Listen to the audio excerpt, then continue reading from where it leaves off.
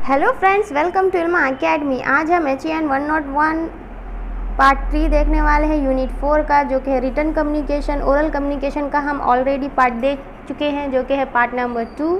अब हम part number 3 देखने जा रहे हैं। तो उसमें हम लेटर देखने वाले हैं। कौन सा लेटर है वो? Informal letter.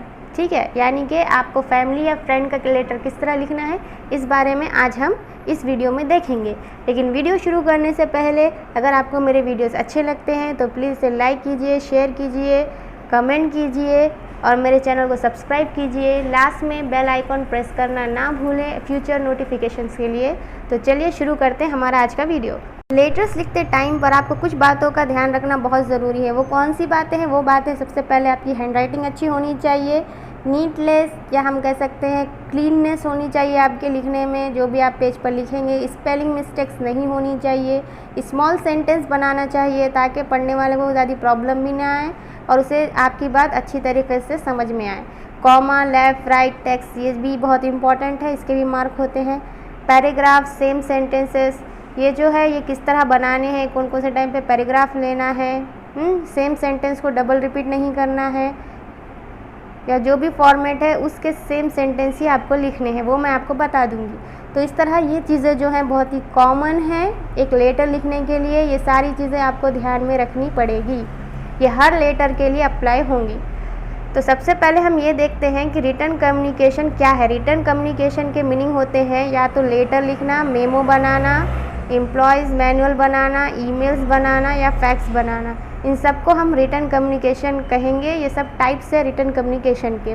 अब बात ये आती है कि रिटन कम्युनिकेशन कितने टाइप्स के होते हैं। तो यहाँ पर फॉर्मल और इनफॉर्मल दो टाइप के होते हैं। इनफॉर्मल लेटर कौन सा होता है? पर्सनल लेटर, यानी फैमिली फ्रेंड्स को जो आप लेटर लिखते हैं उसे हम पर्सनल लेटर, इनफॉर्मल लेटर कहते हैं। ठीक है, एक बार फिर दोहरा रही हूँ, पर्सनल लेटर और इनफॉर्मल लेटर कहते हैं। कौन से लेटर्स को कहते हैं? फैमिली और फ्रेंड्स के लेटर को। फिर उसके बाद आता है कंप्लेंट लेटर और जॉब एप्लीकेशन। ये फॉर्मल लेटर होते हैं। ठीक है, ये आप फैमिली या फ्रेंड्स को नहीं लिखते, ये प्रोफेशनल टाइप लेटर्स होते हैं। जॉब एप्लीकेशन, जॉब के लिए अगर आपको अप्लाई करना हो। कंप्लेंट लेटर, या आपके आसपास की जो भी कोई जगह सड़क ख़राब हो गई हो, बुक्स बराबर नहीं मिले हैं, तो ये सारे जो है ये कंप्लेंट लेटर होते हैं। तो इसी चीज़ों को हमें सीखना है रिटन कम्युनिकेशन के अंदर आपके यूनिट 4 में। सबसे पहले हम पर्सनल लेटर का फॉर्मेट देख लेते हैं।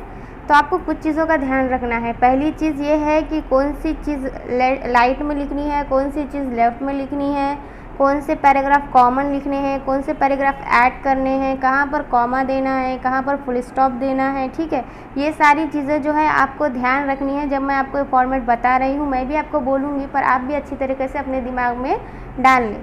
ठीक है, तो सबसे पहले क्या करेंगे हम? राइट साइड में हम लिखेंगे XYZ। एग्ज़ाम में कभी आप अपना नाम ना लिखें, XYZ का ही यूज़ करें। फिर उसके बाद एड्रेस आएगा। एड्रेस में आपके हाउस नंबर आएगा, कॉलोनी आएगी, रोड आएगी, जो भी रोड के आसपास आप रहते हैं ये सब आपके एड्रेस में आएगा। फिर बाद में सिटी आएगा और पिन कोड आएगा। ठीक है, अब XYZ से लेके पिन कोड तक आपको कॉमा ही देना है। ठीक है, और कहाँ पर आपको फुल स्टॉप करना है? एड्रेस के बाद फुल स्टॉप करना है। ये चीज़ आप थोड़ा ज़रा ध्यान रखें। पिन कोड के बाद कॉमा नहीं डालेंगे। लास्ट में आपको डेट लिखनी है, डेट के बाद आप क्या लिखेंगे? फुल स्टॉप करेंगे। ठीक है, तो ये 4 पॉइंट जो है वो कहाँ आएंगे? राइट साइड में आएंगे। अब लेफ़्ट साइड में क्या आएगा? लेफ़्ट साइड में आएगा डियर। जो भी नाम आपको दिया गया है आपके क्वेश्चन में वो आप लिखेंगे। फ्रेंड लिखेंगे, पेरेंट्स लिखेंगे, मम्मी को लिख रहे हैं मम्मी को लिखेंगे। ठीक है, जो डियर के बाद जो भी वर्ड आपको क्वेश्चन में दिया गया है वो डालेंगे और फिर उसके बाद कॉमा लिखेंगे। ये कौन सी जगह पर आएगा? ये आएगा आपके लेफ़्ट साइड में। फिर उसके बाद हम नीचे का जो पैराग्राफ लेंगे वो कॉमन लेंगे। ठीक है, डेट के नीचे से ही डियर लिखना है नीचे की लाइन में, और डियर की नीचे की लाइन से थोड़ा स्पेस देकर पैराग्राफ स्टार्ट करने हैं। ये चीज़ें अच्छी तरीके से ध्यान में रखें। क्या है वो पैराग्राफ?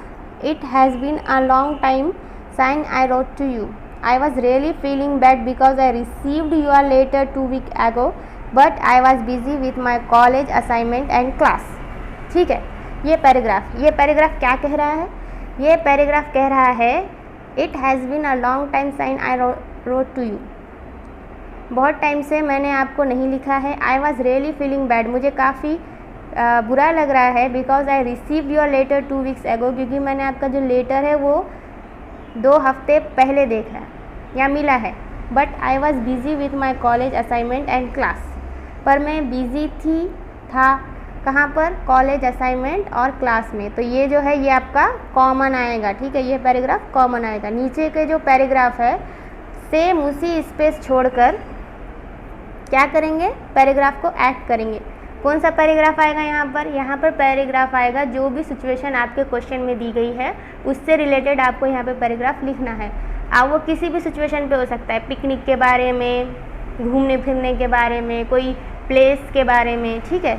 वो आपको क्या करना है, वो पैराग्राफ आपको ऐड करना है। लास्ट में क्या लिखेंगे आप, give my regard to your parents, ठीक है। ये आपको नीचे की लाइन में लिखना है और बिल्कुल कॉमन लिखना है, ये मतलब बिल्कुल भी इसमें चेंज नहीं करना है, ठीक है। ये सब कहाँ पर चल रहा है, ये सब चल रहा है आपके लेफ़्ट साइड में, ठीक है। अब राइट साइड में जो है आपके पेज के क्या आएगा, you are lovingly XYZ। You are lovingly के बाद कॉमा आपको देना है, ठीक है, और XYZ लिखकर आपको आपका जो लेटर है वो ख़त्म करना है। मुझे लगता है इतना बताने के बाद इसमें कोई प्रॉब्लम आपको नहीं होगी, फॉर्मेट आपको अच्छी तरह से समझ में आ गया होगा। अब हम चलते हैं हमारी नेक्स्ट स्लाइड पर। यहाँ पर मैंने एक पर्सनल लेटर का फॉर्मेट लिया है। ये लेटर किस बारे में है, ये लेटर बारे में है पुणे वेकेशंस के बारे में। 2 फ्रेंड्स के बीच में बातचीत हो रही है और देखिए मैंने किस तरह इसे कॉमन लिया है। जो भी मैंने कॉमन लिया है उसको मैंने पिंक शेड में लिखा है, यानी पिंक कलर में लिखा है, और बाकी का जो भी मैंने अलग कुछ लिखा है तो वो मैंने ब्लू कलर में लिखा है, जिससे कि आपको इजीली अंडरस्टैंड हो जाए कि कहाँ पर क्या लिखना है। इन बातों का ज़रा थोड़ा ख्याल रखिए। तो सबसे पहले हम लिखेंगे XYZ गुलशन नगर दरगाह रोड के बाद फुल स्टॉप, ठीक है, शुरू से कॉमा लेके फुल स्टॉप।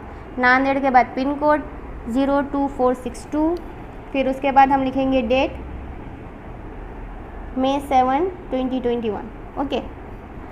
फिर उसके बाद डियर ए के बाद कॉमा, फिर उसके बाद हमारा सेम पैराग्राफ जो मैंने आपको बताया था, it has been a long time since I wrote to you, I was really feeling bad because I receive your letter 2 week ago, but I was busy with my college assignment and class, ठीक है।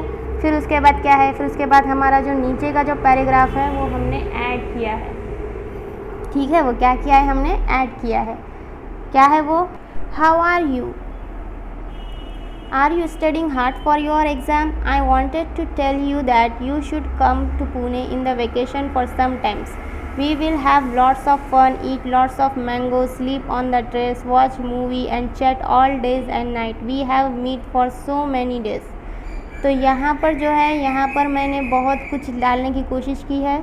सबसे पहले तो मैंने ये पूछा है कि आपकी हालात कैसे हैं, आपका एग्ज़ाम के लिए आप स्टडी बहुत ज़्यादा हार्ड कर रही होंगी।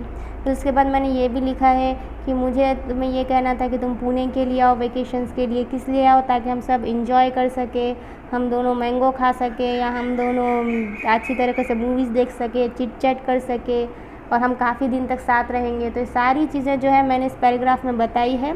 इसके अलावा मैंने और क्या ऐड किया है, मैंने ऐड किया है you will also have a good changes from the heat of Nagpur, और तुम्हें जो है नागपुर की जो गर्मी है उससे भी क्या होगा, थोड़ा रिलीफ मिल जाएगा, यानी कि आप थोड़ा अच्छा चेंज मिल जाएगा, तब्दीली आ जाएगी, जो कि एक नेचर के लिए अच्छा होता है। यही चीज़ें जो है मैंने क्या किए हैं, मैंने अपने लेटर में बताने की कोशिश की है। और उसके आगे मैंने लिखा है write to me telling me if you come or not, how is your little brother Sangram. अब यहाँ पे मैंने एक और चीज़ बताने की कोशिश की है, वो क्या है, ये जो है ये मैंने लिखा है, ये आप डाल भी सकते हैं लाइन, नहीं भी डाल सकते हैं। क्या है वो कि अब तुम मुझे लिखो अगर तुम आ रही हो, या तुम्हारी इस बारे में क्या सोच है, और साथ ही साथ तुम्हारा छोटा भाई कैसा है, ये भी मैंने लास्ट में लिखा है। या आप ऐसे भी लिख सकते हैं कि आपके पेरेंट्स कैसे हैं बोलकर, ये भी आप आपके ये जो लास्ट लाइन है इसमें डाल सकते हैं, give my regard to our parents, ठीक है। फिर उसके बाद लास्ट में हमने क्या लिखा है, यू आर लविंगली XYZ। तो ये जो है ये पूरा फॉर्मेट है आपके लेटर का, एक जो मैंने मॉडल लेटर, पर्सनल लेटर आपको बताया है। इसी तरह का लेटर जो है आपको अपने एग्ज़ाम में भी लिखना है। तो इसे अच्छी तरीके से देखिए, इसे एनालाइज़ कीजिए और अपने तौर पर एक अलग इमेजिनरी सिचुएशन बनाकर लेटर लिखने की प्रैक्टिस कीजिए। या जो भी आपके प्रीवियस ईयर के क्वेश्चन पेपर में लेटर्स आए हैं उसे लिखें। लास्ट में मैंने आपको अच्छी तरीके से याद रखने के लिए एक और छोटा सा सम अप बताया है आपके लेटर का। वो क्या है? वो है सबसे पहले राइटर का नाम आएगा, एड्रेस आएगा, डेट आएगी, फिर उसके बाद सैल्यूटेशन लिखना है आपको, फिर उसके बाद बॉडी जो भी होगी, बॉडी में आप क्या लिखेंगे? बॉडी में आप 2 पैराग्राफ डालेंगे, एक जो मैंने आपको बताया है और दूसरा सिचुएशन के हिसाब से, और नीचे की अगर कोई लाइन आपको कॉमन लिखनी है तो वो भी आप लिख सकते हैं। फिर उसके बाद सब्सक्रिप्शन लिखना है और राइटर का नेम डालना है। सब्सक्रिप्शन यानी क्या? यू आर लविंगली XYZ, ठीक है। तो ये छोटा सा सम अप था आपके लिए, ताकि आपको लेटर का जो स्टेजेस है वो अच्छी तरीके से याद रहे। मुझे उम्मीद है कि ये सम अप भी आपको काफ़ी मदद करेगा लेटर्स को समझने के लिए और याद रखने के लिए। Thanks for watching.